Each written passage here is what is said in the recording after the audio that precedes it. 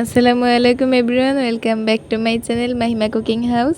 আজকে আমি আপনাদের তৈরি করে দেখাবো ব্রেড শাহি টুকরা। অসম্ভব মজাদার একটা ডেজার্ট রেসিপি। ব্যাচেলার ভাইয়েরা এটা একদম ঝটপট সকালে ব্রেকফাস্টে অথবা বিকালে নাস্তায় তৈরি করে খেতে পারবেন। বিকালে নাস্তা হিসেবেও আপনারা পরিবার সবাই মিলে এটা বানিয়ে খেতে পারবেন এবং ছোট থেকে বড় সবাই এটা পছন্দ করবে। একদম নতুন একটা রেসিপি। কিন্তু তার আগে আপনারা প্লিজ আমার চ্যানেলটি সাবস্ক্রাইব করে দেবেন আর বেল আইকনটি বাজিয়ে দেবেন। আর যদি ভিডিওটি ভালো লেগে থাকে তাহলে একটি লাইক করে দেবেন আর আপনাদের সুন্দর সুন্দর মন্তব্যগুলো আমাদের কমেন্ট বক্সে জানিয়ে দেবেন।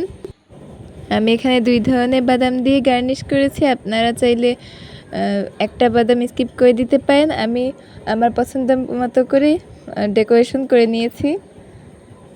দেখুন এটা কত সুন্দর দেখতে লাগছে। সো চলুন ভিডিওটি এখন আমরা দেখে আসি। এটার প্রস্তুত প্রণালীটি আমরা এখন দেখে আসব। প্রথমে আমি একটি কড়াইয়ে 1 কাপ পরিমাণ তরল দুধ দিয়ে একটু জাল করে নিয়েছি। এবার আমি 2 চামচ পরিমাণ গুঁড়া দুধ দিয়ে সাথে সাথে এটাকে নেড়ে নিচ্ছি। দুধটা একটু ঘন হয়ে এলে আমি এর ভেতরে 2 চামচ পরিমাণ চিনি দিয়ে নিয়েছি। আর এই চিনির টেস্টটা ঠিক রাখার জন্য আমি এখানে সামান্য পরিমাণে একটু লবণ দিয়ে নিচ্ছি। আপনারা চাইলে স্কিপ করতে পারেন। এবার দুধটা প্রায় অর্ধেক হয়ে এলে আমি এটাকে একটু ভালোভাবে নেড়েচেড়ে উঠিয়ে নিব। এখন আমি একটি ফ্রাই প্যানে সামান্য পরিমাণে একটু তেল দিয়ে পাউরুটিগুলোকে একটু শ্যালো ফ্রাই করে নেব। এই ধরনের রুটি আপনারা যে কোনো মুদির দোকানে, সুপার শপে খুব সহজেই পেয়ে যাবেন। এভাবে একটু হালকা শ্যালো ফ্রাই করে ভেজে উঠিয়ে নিচ্ছি।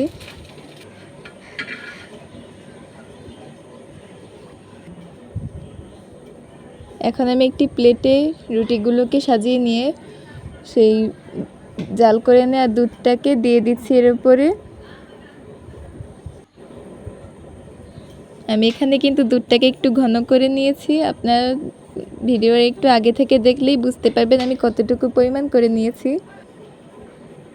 এবার আমি এখানে গ্রেট করে নেওয়া মাওয়া দিয়ে দিচ্ছি। এই মাওয়ার রেসিপি আমার চ্যানেলে আছে, আপনাদের সুবিধার্থে আমি আমার এই ডেসক্রিপশন বক্সে দিয়ে দেবো। আপনারা চাইলে দেখে নিতে পারেন সেখান থেকে। আর এই মাওয়াটা আমি একদম আমার বাসায় তৈরি করে নিয়েছি। আপনারা চাইলে আমার রেসিপিটি দেখে ফলো করে এইভাবে করেই মাওয়াটা তৈরি করে নিতে পারেন। একদম টিপস সহ এই রেসিপিতে আমার দেয়া আছে।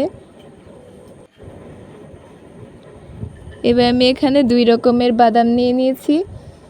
পেস্তা বাদাম কুচি করে নিয়েছি আর চীনা বাদাম কুচি করে নিয়েছি। এবার আমি এগুলোকে এর উপর একটু গার্নিশিংয়ের জন্য দিয়ে দিচ্ছি।